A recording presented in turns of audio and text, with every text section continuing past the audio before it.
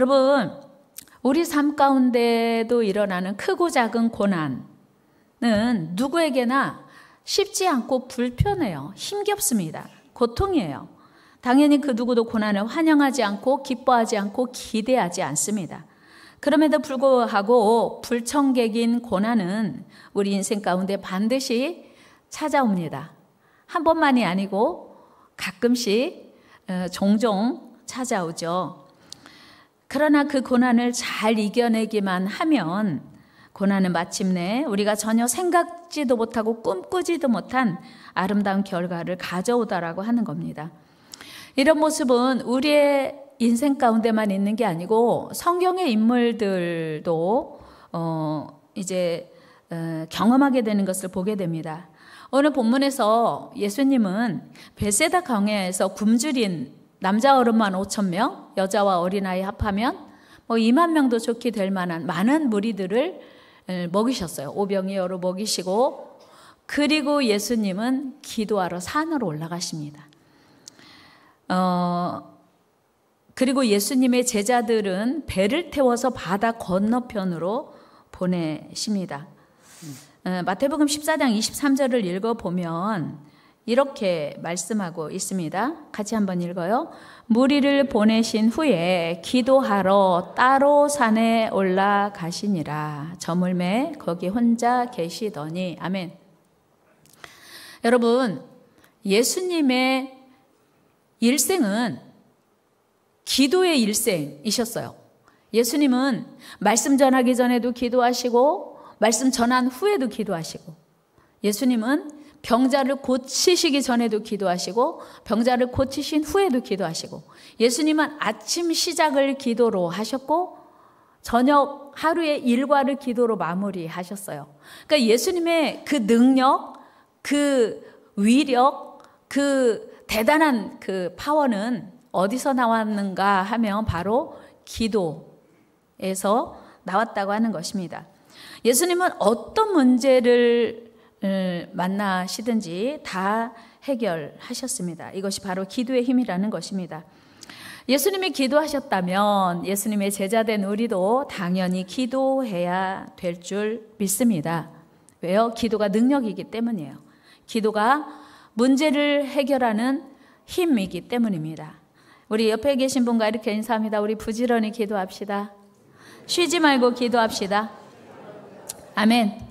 그렇게 예수님은 기도하시러 산으로 올라가시고 제자들을 먼저 이제 배를 태워서 보내셨어요. 그런데 배가 무사히 건너편에 도착했으면 좋은데 바다 한가운데서 풍랑을 만난 거예요. 우리 마태복음 14장 24절 말씀 한번 같이 읽어봅시다. 시작. 배가 이미 육지에서 술이나 떠나서 바람이 거스름으로 물결로 말미암아 고난을 당하더라. 아멘. 여러분, 예수님의 제자 중에서 적어도 4명 아니면 6명 정도는 어부예요. 아시는 것처럼 베드로와 안드레, 야고보와 요한, 이들은 예수님이 만나기 이전까지 몇십 년은 바다에서, 다른 바다 아니에요. 그 바다예요. 그 바다, 그 갈릴리 바다에서 잔뼈가 굵은 어부들입니다.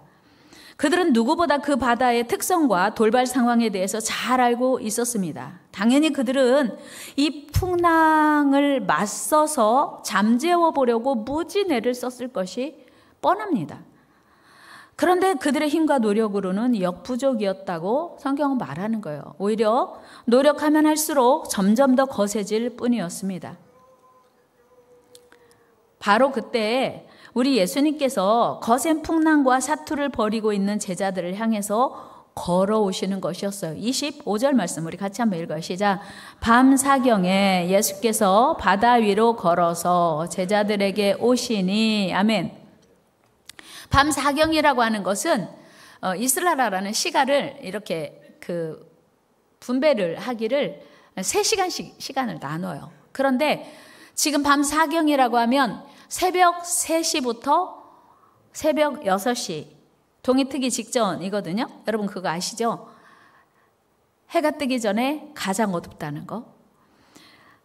그러니까 제자들은 이미 예수님과 헤어져서 저물어 가기 시작하던 그때부터 바다에서 육지에서 멀어져서 날은 어두워져 가고 이제 바다 한가운데쯤 왔을 때부터 이미 예수님이 오신 새벽까지 그 거센 풍랑과 사투를 벌이고 있었다고 하는 거예요. 그때 바로 우리 예수님께서 그 거센 풍랑이 있는 바다 위로 걸어오신 것입니다. 여러분, 우리 예수님께서 밤 사경에 폭풍이 휘몰아치고 배는 거의 파산할 만큼 고통당하고 있던 제자들을 향해서 다가오셨다는 사실은 오늘 우리에게도 큰 위로가 됩니다. 지금 바다는 그 누구라도 집어삼킬 듯한 집채만한 파도가 제자들이 탄 배를 하여튼 거의 지금 파선할 지경에 있는 상황.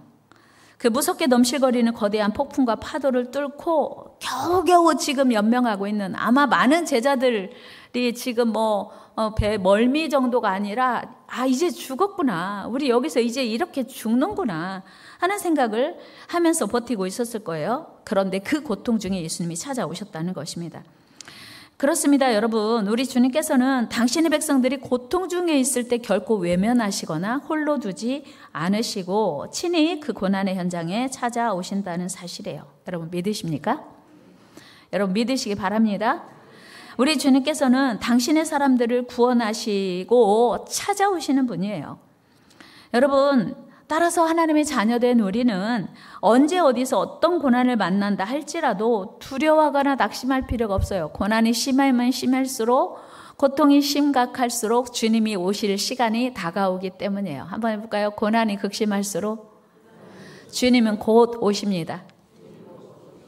어떻게 하냐고요? 다니엘서에 보니까 다니엘의 세 친구 사드락과 메삭과 아벳노고가 이제 왕의 금신상에 절하지 않는다는 이유로, 다른 말로 하면 오직 하나님만 예배한다는 이유로 그 극렬히 타는 풀무불에 들어가게 돼요. 왕이 아주 대노해가지고 평소보다 불을 7배나 더 뜨겁게 하고 이들을 그 불 속에 넣습니다. 던졌어요. 그런데 그 불 속에 가까이 가서 이들을 집어 넣은 사람들은 타 죽을 만큼 뜨거운데 그 극렬한 불 속에 들어간 세 사람은 움직이고 있는 거예요. 왕이 그 광경을 지켜보자 깜짝 놀랐어요. 야, 도대체 어떻게 된 거야? 우리가 분명히 3명 넣었지? 그런데 그 안에서 4명이 돌아다니는 거야. 그 풀무불에 집어 넣은 사람이 타 죽을 만큼 뜨거운 불 속에서 4명이 왔다 갔다 하는 것은 왕에게 충격이었어요. 야, 이거 도대체 어떻게 된 일이야? 라고 왕이 의문을 던집니다. 우리 다니엘 3장 25절 말씀 읽어요. 시작. 왕이 또 말하되 이르되 내가 보니 결박되지 아니한 4사람이 그 넷째 모양은 신들의 아들과 같도다 하고 아멘. 그뿐만 아니에요. 극심한 고난 가운데서 아내는 물론 친구들에게조차 조롱당하고 있던 욥에게 하나님은 찾아가셔서 위로해 주시고 욥이 당한 모든 고난을 다 해결해 주시는 것을 우리는 욥기를 통해서 확인할 수 있습니다. 여러분, 오늘 본문의 제자들 역시 죽음의 공포를 느끼고 있던 그 순간에 풍랑을 뚫고 걸어오시는 주님을 만납니다. 그런데 때로 우리 삶이 너무 어려워서, 그리고 그 고난이 너무 커서 그 고난에 매몰되어서 우리 삶에 다가오시는 주님을 못 볼 때가 참 많아요. 그리고 우리 삶에 여전히 응원하시고 지원하시는 주님을 미처 발견하지 못할 때가 있습니다. 오늘 제자들도 마찬가지였어요. 지금 예수님이 제자들이 그 사경을 헤매는 그 순간에 예수님이 지금 바다 위로 걸어오고 계시는데 제자들은 예수님이라고 감히 생각지 못하고 더 무서워서 소리쳤습니다. 그때 주님께서 이렇게 말씀하세요. 안심하라, 나니 두려워하지 말라. 같이 한번 읽어볼까요? 27절 시작. 예수께서 즉시 이르시되 안심하라, 나니 두려워하지 말라. 아멘. 얼마나 위로가 되고 힘이 됐을까요? 여러분, 아기가 자다 일어나서 엄마가 안 보이면 막 울잖아요. 근데 엄마가 아무리 울어도 안 보여서 야, 진짜 엄마 안 계시나 보다, 나만 두고 어디 가셨나 보다 하는데 엄마가 아가야 울지 마, 엄마 여기 있어, 왜 그래, 이렇게 엄마 목소리만 들려도 위로가 되고 힘이 되지 않습니까? 오늘 지금 예수님이 그렇게 말씀하시는 거예요. 제자들이 두려워서 무서워서 죽을 것 같아서 벌벌 떨고 있고 이젠 꼼짝없이 죽었구나 하는 그 시간에 예수님 말씀하시는 거예요. 안심하라. 난이 두려워하지 말라. 한번 해볼까요? 안심하라. 난이 두려워하지 말라. 아멘. 그래도 베드로가 믿을 수가 없었어요. 예수님이시라고요?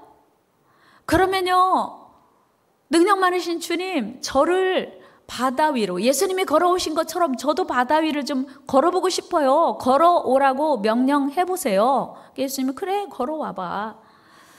그랬더니 베드로가 걸었어요. 예수님 말씀 듣고 걸어가다가 갑자기 여전히 집채만한 파도가 몰아치니까 예수님보다 파도를 보게 되었고 파도를 보자마자 빠져 들어가게 된 거예요. 그때 베드로가 소리칩니다. 주여 나를 구원하소서. 30절 같이 읽어요. 시작. 바람을 보고 무서워 빠져가는지라 소리질러 이르되 주여 나를 구원하소서 하니. 아멘. 베드로가 본 것은 뭐예요? 바람을 보고 무서워 빠져들어갔어요. 그때 예수님은 즉시 손을 내밀어 베드로를 붙잡으시며 말씀하십니다. 믿음이 작은 자여 왜 의심하였느냐. 그리고 예수님은 베드로와 함께 배에 오르십니다. 여러분, 오늘 베드로가 예수님의 명령 따라 물 위를 잘 걷다가 물에 빠진 이유가 뭐라고요? 뭘 바라봤다고요? 바람을 보고. 여러분, 예수님이 오시는 걸 보고 예수님의 명령 따라 베드로가 예수님 말씀을 의지하여 예수님 바라볼 때는 물 위를 걸을 수 있었습니다. 그러나 거센 바람을 바라보는 순간 그는 물속에 빠지고 말았습니다. 만일 베드로가 끝까지 예수님을 바라봤다면 그는 결국 물에 빠지지 않았을 것입니다. 여러분, 우리가 신앙생활하다가 가끔씩 시험에 빠지는 이유가 무엇입니까? 그것은 바로 우리의 시선 때문입니다. 우리의 시선이 언제 어디서나 고난 속에서도 우리를 지키시고 보호하시는 사랑의 하나님을 바라보지 않기 때문이에요. 우리의 시선이 환경을 바라보고 파도를 바라보고 그리고 도저히 멈추지 않을 것 같은 고난을 바라볼 때는 우리가 낙심하고 절망할 수밖에 없습니다. 그리고 하나님의 사랑을 의심하게 돼요. 하나님이 과연 나를 사랑하시나? 하나님은 정말 내 형편 아시나? 의심하게 돼요. 그리고 이 고난 속에서, 이 풍랑 속에서 과연 하나님은 나를 건져주시나? 이렇게 능력의 하나님을, 또 하나님의 사랑을 의심하게 될 때에 우리는 시험에 빠지게 됩니다. 여러분, 지금 풍랑 만나셨나요? 주님 바라보시기 바랍니다. 여러분, 지금 고난 중에 있습니까? 주님 바라보시기 바랍니다. 주님만 의지합시다. 그리고 우리 주님은 베드로와 함께 제자들의 탄 배에 오르셨습니다. 여러분, 놀랍게도 주님이 그 배에 오르시자마자 눈 감은 분 눈 떠봐요. 지금 눈 감을 시간이 아니에요. 타이밍이. 예수님이 제자들이 탄 배에 오르시자마자 그 배는 지금 하여튼 무슨 이력편주? 얼마나 위태롭게 지금 흔들리던 그 배가 예수님이 타자마자 갑자기 조용해지고 잔잔해진 겁니다. 할렐루야. 이게 하나님을 믿는 사람들의 삶에 나타나는 기적이에요. 여러분들이 삶에 이런 놀라운 은혜가 임하기를 축복합니다. 32절 말씀 한번 같이 읽어볼까요? 시작. 배에 함께 오름에 바람이 그치는지라. 예수님이 배에 오르셨을 뿐인데 바람이 잔잔해졌다고 말씀하세요. 휘몰아치는 거센 바람과 높은 파도가, 그래서 요동치던 제자들이 탄 배에 잔잔하게 되는 은혜가 임하였다는 것입니다. 그리고 드디어 제자들이 탄 배는 순탄하게 목적지를 향해 나아갈 수 있었습니다. 여러분, 우리가 여기서 깨달아야 할 중요한 포인트 한 가지는 무엇입니까? 바로 우리 인생의 항해 중에 가장 중요한 것은 우리의 배에 예수님이 함께 타는 거예요. 우리 인생의 배에 예수님이 함께 오르시는 겁니다. 주님이 오늘 이 시간 우리와 함께 하기를 원하세요. 그래, 초청해야 돼요. 주님, 내 인생에 오시옵소서. 주님, 내 인생에 오시옵소서. 주님 내 인생에 오시옵소서.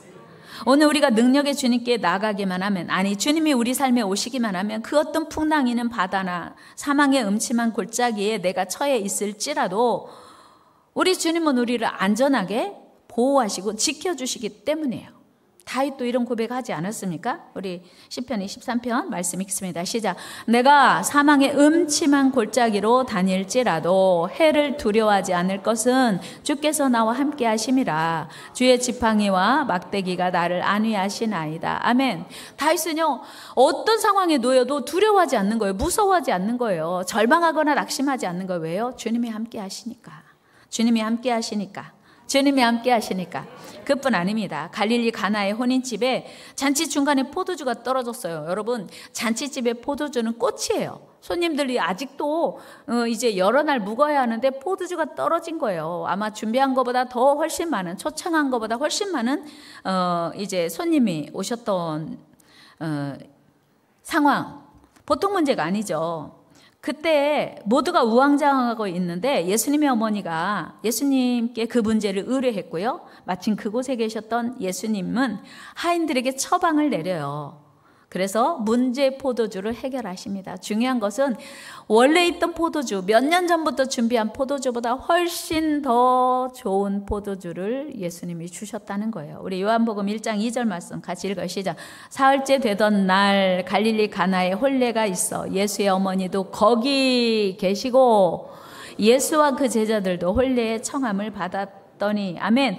여러분, 포도주가 떨어진 것이 어마어마한 문제지만 그 문제가 해결될 수 있었던 건 예수님이 거기 계셨다는 사실이에요. 우리의 문제 한 중심에 예수님이 계시면 문제 없습니다. 예수님이 여러분들의 문제 가운데 계시기를 축복합니다. 요한복음 11장에 보면 베다니에 살던 마르다와 마리아의 오라비 나사로가 죽었어요. 그래서 예수님이 이제 그 다른 지역에 계시면서 다른 사역하고 계실 때 이 나사로의 그 누이들이 예수님을 초청합니다. 예수님 빨리 오세요. 근데 예수님이 웬일인지 하루 이틀 사흘 나흘 4일이나 지체하시고 늦게 오신 거예요. 그래서 이미 나사로는 죽어서 장례를 치르고 무덤에 있어요. 이제 죽어서 이미 부패가 시작된 상황에서 예수님 오신 거예요. 그때 마리아의 고백이 무엇이었습니까? 주께서 여기 계셨더라면 우리 오라비가 죽지 않았을 것입니다. 주님이 여기 계셨더라면 오라비가 죽지 않았을 텐데 주님이 여기 안 계셔서 우리 오라비 죽었습니다. 그 고백하는 거예요. 요한복음 11장 32절 읽어요. 시작. 마리아가 예수 계신 곳에 가서 배웠고 그 발 앞에 엎드려 이르되 주께서 여기 계셨더라면 내 오라버니가 죽지 아니하였겠나이다 하더라. 아멘. 그러니까 마리아의 고백은 뭐냐면 주님이 계시면 모든 문제는 다 해결될 수 있다는 고백이었어요. 물론 지금이라도 오셨으니 해결될 수 있음을 마리아는 믿지 않았던 거죠. 예수님 말씀하시잖아요. 이제라도. 여러분 삶에 이제라도 주님이 오셔서 여러분 삶을 붙드시고 도우시고 축복하시기를 바랍니다. 우리 삶의 모든 순간에 주님이 함께 계시면 진정한 승리를 얻게 되는 것입니다. 주님이 오늘 여기 우리 삶의 현장에 함께 계시게만 하면 어떤 풍랑도 잔잔하게 될 줄 믿습니다. 그 어떤 질병도 치료될 줄 믿습니다. 여러분, 우리의 힘으로 도저히 감당할 수 없는 큰 문제라 할지라도 우리 주님이 함께 계시기만 하면 능히 승리하게 되는 것입니다. 이스라엘의 출애굽 지도자 모세가 그의 후계자 여호수아에게 이런 주문합니다. 같은 맥락이에요. 여호수아 1장 5절 말씀 읽어요. 시작. 네 평생에 너를 능히 대적할 자가 없으리니 내가 모세와 함께 있었던 것 같이 너와 함께 있을 것임이니라. 내가 너를 떠나지 아니하며 버리지 아니하리니. 아멘. 그러니까 동행이에요. 여기. 그러니까 모세가 가는 곳 어디에 함께 하셨던 하나님이 여호수아가 가는 곳 어디든지 동행하시면 문제 없다, 그런 얘기거든요. 여러분, 같이 합니다. 주님이 함께 계시면 모든 삶의 승리입니다. 아멘. 그렇다면 오늘 우리가 어떤 고난에 서 있는지, 어떤 문제 앞에, 어떤 풍랑 앞에 서 있는지보다 더 중요한 것은 뭐냐면 내가 지금 무엇을 두려워하고 있는지가 보다 더 중요한 것은 주님이 오늘 여기 나와 함께 하시는가, 그렇지 않은가의 문제입니다. 우리 하나님은 우리를 그 어느 곳에서도 떠나지 않겠다고 약속하시거든요. 여러분, 정말 이 시대에 살아가는 우리가 감사해야 될 이유는 예수님께서 다른 지역에 계실 때 베다니에 안 계셨어요.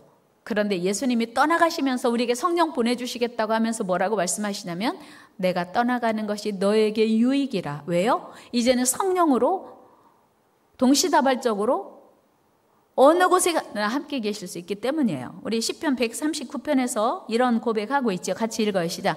내가 주의 영을 떠나 어디로 가며 주의 앞에서 어디로 피하리까? 내가 하늘에 올라갈지라도 거기 계시며 스올에 내 자리를 펼지라도 거기 계시니이다. 내가 새벽 날개를 치며 바다 끝에 가서 거주할지라도 거기서도 주의 손이 나를 인도하시며 주의 오른손이 나를 붙드시리이다. 아멘. 이 고백이 저와 여러분들의 고백되기를 축복합니다. 주의 영은요, 시간과 공간의 제약을 받지 않습니다. 제가 늘 말씀드리지만 2000년 전에 오셨던 예수님은 나사렛에 계시면 갈릴리에 계실 수 없어요. 예루살렘에 계실 수 없어요. 예수님이 예루살렘에 계시면 갈릴리에 있는 사람들은 예수님 만날 수 없습니다. 그러나 오늘날 부활하신 주님은 우리와 성령으로 함께 계시기에 내가 바다 끝에 저 하늘 위에 올라가도 주님 거기 계시고 바다 밑에 내려가도 주님 거기 함께 계시는 줄로 믿습니다. 그래서 우리는 두려워할 거 없어요. 문제는 그 주님과 우리가 동행하기를 사모해야 된다는 것입니다. 여러분, 지금 이 시간 우리 모두의 삶의 현장에 어떤 문제가 있을지라도 주님이 오시면 해결돼요. 오늘 이 시간 우리 주님을 초청합시다. 주님, 오늘 내 삶에 오시옵소서. 그래서 내가 만난 풍랑, 고난, 시련, 주님이 오시기만 하면 이 풍랑이 오히려 딛고 갈 디딤돌이 되고 반석이 되기 때문이에요. 우리 하나님이 함께 하시기만 하면 우리의 고난은 기적이 되고 간증이 되고 역사가 되는 줄 믿습니다. 이게 신앙생활이에요. 우리가 예수님 믿는다고 고난이 없는 게 아니라 우리가 예수님 믿어도 고난이 와요. 시련이 와요. 그런데 예수님과 함께 그 고난을 이제 이겨나가면 삶이 간증이 되고 기적이 되고 역사가 되는 것입니다. 얼마나 감사한 일입니까? 오늘 우리가 주님께 나아가기만 하면 우리의 고난은 더 이상 고난이 아니라 축복이 되고 기적이 되고 간증이 되는 거예요. 말씀 마무리하겠습니다. 여러분, 우리 요즘 다니엘 기들 은혜 많이 받잖아요. 그분들이 우리가 상상할 수도 없는 고난을 만났더라고요. 어쩌면 그렇게 큰 은혜를 경험했나 봤더니 우리는 꿈도 꾸지 못하는 고난과 역경을 믿음으로 승화시켜서 놀라운 기적의 삶을 살아가고 있더라는 것입니다. 그들이 그 고난 앞에서 낙심한 적도 있고 때로는 절망한 적도 있지만 마침내 그들의 그 고난과 근심과 역경과 그 모든 문제들을 두려워만 하는 게 아니라 정말 하나님을 의지하고 주님을 바라보고 하나님을 의지했더니 주님을 그들의 삶에 초청했더니 놀라운 기적이 일어나고 많은 사람들에게 도전을 주고 감동을 주는 삶이 되더라고 하는 거예요. 여러분, 우리가 하나님을 믿는 한 우리가 혼자가 아님을 기억하시기 바랍니다. 같이 해요. 우리가 하나님을 믿는 한 우리는 혼자가 아닙니다. 그렇습니다. 우리 인생의 풍랑 속에서도 우리는 낙심하거나 절망하지 말아야 할 이유는 어려울수록 힘들수록 주님이 우리와 함께 하시고 우리가 주님이 우리를 도우시고 있다는 사실이에요. 오늘 능력의 주님을 초청하시기를 바랍니다. 주님, 내 삶에 오시옵소서. 주님, 내 삶에 오시옵소서. 역사하여 주옵소서.